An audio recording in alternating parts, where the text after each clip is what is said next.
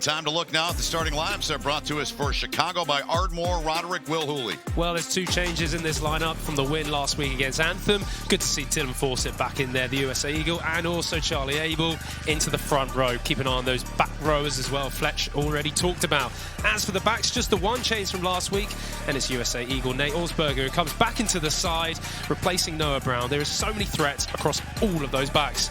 Rob Webber has his reserves, but for Rob Webber, this is a time that he's coming towards the end of his coaching experience in Chicago, as he has just signed up for Saracens next year. We'll talk a bit more about that later on.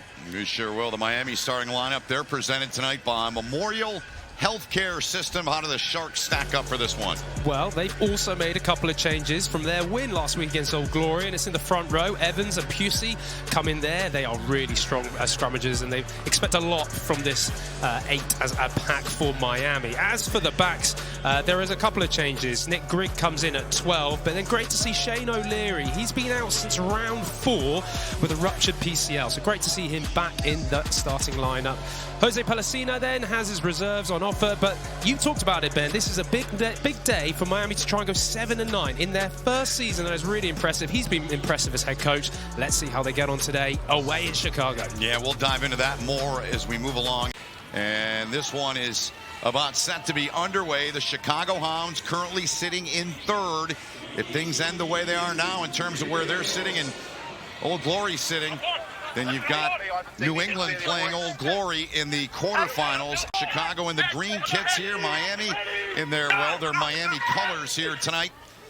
As they move it through the phases, this one's intercepted, and here they go, back the other way.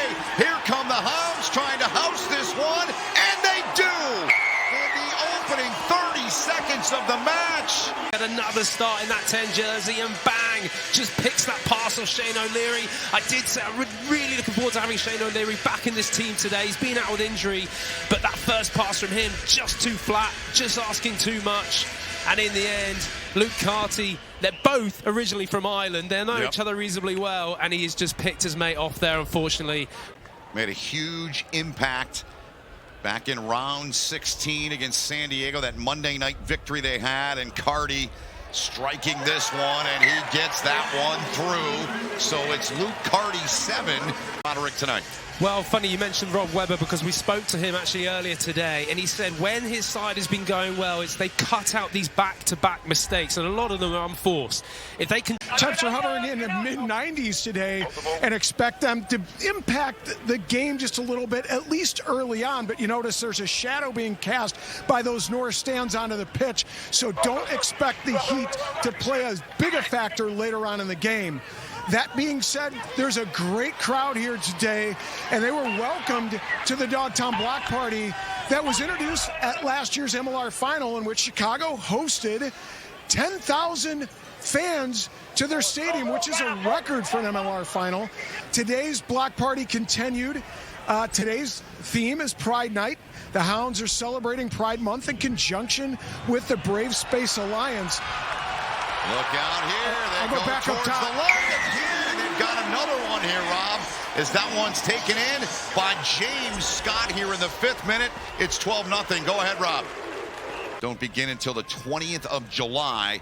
So everyone wanting to get a rep, everyone wanting to keep their continuity and get an opportunity to play before a long break. And Carty with a strike there with the right. That one pushed a little bit against Old Glory DC. And keeping an eye on that match, as Old Glory has a chance to leapfrog Chicago, but Miami going to have something to say about that. Here they come with some movement, and this is Nick Grigg, leads their side with 6 tries, make it 7. And in the end, just got his hands free for an offload. Well played, Miami Sharks. No doubt about it. Flags go north, 12-7's the count. Grigg, and it's a bit toasty in Chicago, 90 degrees, sunny skies, the wind around 12 miles an hour. That'll mess with you in this stadium at which end of the pitch? It will. Well, actually, it swirls. So ultimately, it will come in it will come in one side of the stadium and just sort of move its way around. SeatGeek notoriously gets it free back for the captain, Billy Meeks.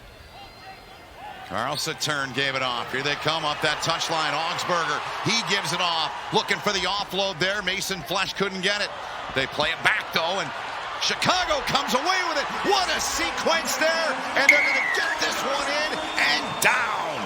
Mark O'Keefe, the benefactor of that play, and the Hounds make something out of what looked like nothing, and it's 17-7.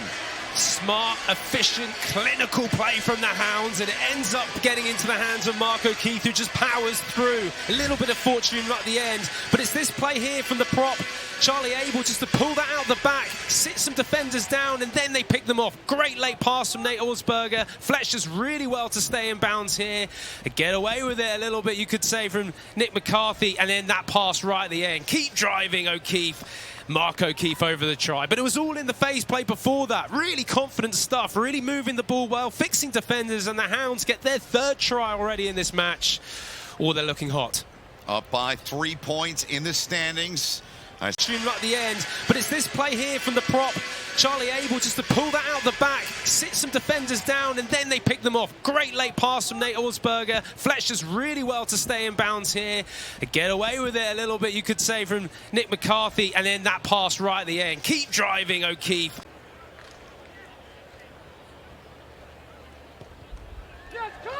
That one right down Michigan Avenue, and it's 19-7 Chicago. Legion Silk. Silk. Because he was silky smooth in how he moved. And he just showed up there, Matty Freya. Nice. It's been clinical so far. Let's see what happens from this lineup. Big sequence in this match here for both sides. Flesh went up to get it there. At the back, the Butcher, Dylan Fawcett. 10 tries on the season. He had 2 last week in a 3-minute span that helped Chicago really put the match away, and he does it again. He carves up another one. Fawcett goes in. That's 11 tries on the season, and the Hounds lead 24-7. Chicago Hounds colors. And he's looked very much at home. Great setup in the maul, and they just keep pumping him going. Look out at Fletch as well. The work he's doing right at the front, honestly, don't take that for granted, because that ends up getting the shake away from that maul in the, cap numerous times for Scarlets and for Wales. Lots of experience in this pack as they try and get something going now, 5 meters out. Ricky Rose went up to get the line-out ball there, the former #1 pick in Major League Rugby. We welcome those of you that are watching on the Marquee Sports Network in the great city of Chicago. We've been on the out. Nice little ball there, and a nice offload results in a quick try here for the Miami Sharks. They take one in. They get 5 more, and that one taken in by Tomas Inciarte. Sharks toward the line. There's Rob Evans, the loose end prop. They get it to the back now. Outside, they got some space. They'll get this one into the corner and down. To go within 3. See the wrap on that leg that he injured. O'Leary, the strike, and O'Leary. You can be so pivotal to then creating that extra man that then ends up creating a try. Great work from Nick Grigg. So Chicago, when Shane O'Leary, the Canadian. So the 5-meter line out here. Huge moment in this match. Miami trying to get it tied and potentially take the lead here. Bush continues to the line. That one's down. That one is down. A well-executed set piece from Miami there. So far in this one, the comeback has come courtesy of the team in pink, the Miami Sharks. That kick is good, and Miami leads this thing 26-24. Really come into this. Right now they're thinking about victory beers. 100%. And that's the thing. Again, speaking with Matty Freya, we really hope he's all right now off the field. Great take from Augsburger. Yes, gets it to James Scott. So the Hounds trying to pop him back in the mouth here before halftime. Here they come. They got some speed out over the top. Dominguez, who's back in. Dangerous every time he touches it. Dominguez gets free and gets it down. What a play from Julian Dominguez. Oh my word, this game is nuts. Through this pass, a little loopy, not sure he had to do it like that, but in the end, just get it, I guess, to the man that's going to do this.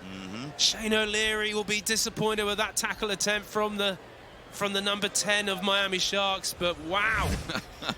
And it's a 3-point advantage for Chicago right now as Cardi steps into it. Great kick. Yep, that's good.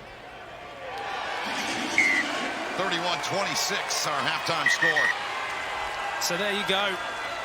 when the Butcher Dylan Fawcett scored his 11th try of the season in the 20th.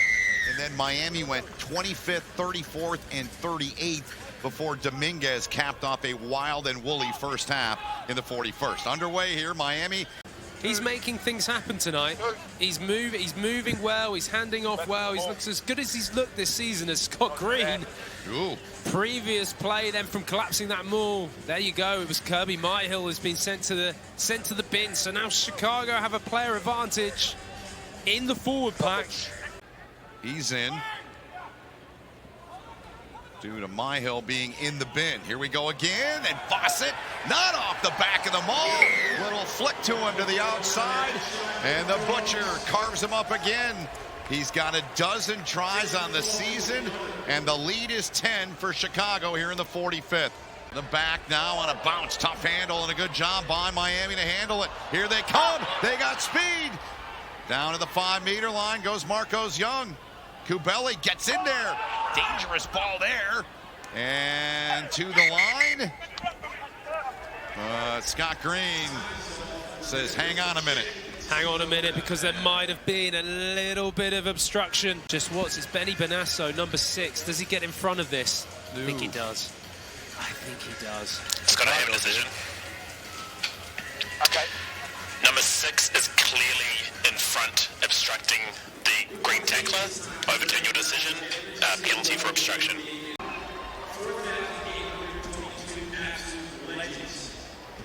So, TMO said number 6 is clearly in front of number 2 and obstructs a tackler. Go no try, come back in for the penalty.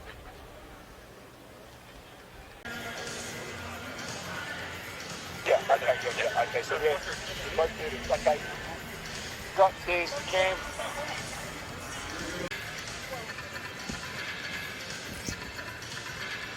Yeah, I think it's 23, don't you? Clearly. Yeah. Yeah, it is. Yeah.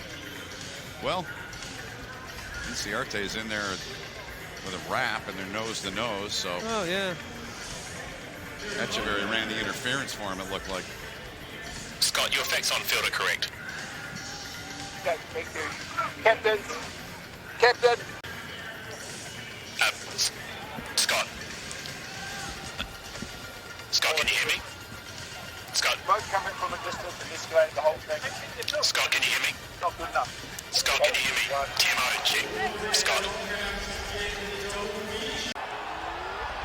Miami over. There's Carlson, the boot, and there's the match.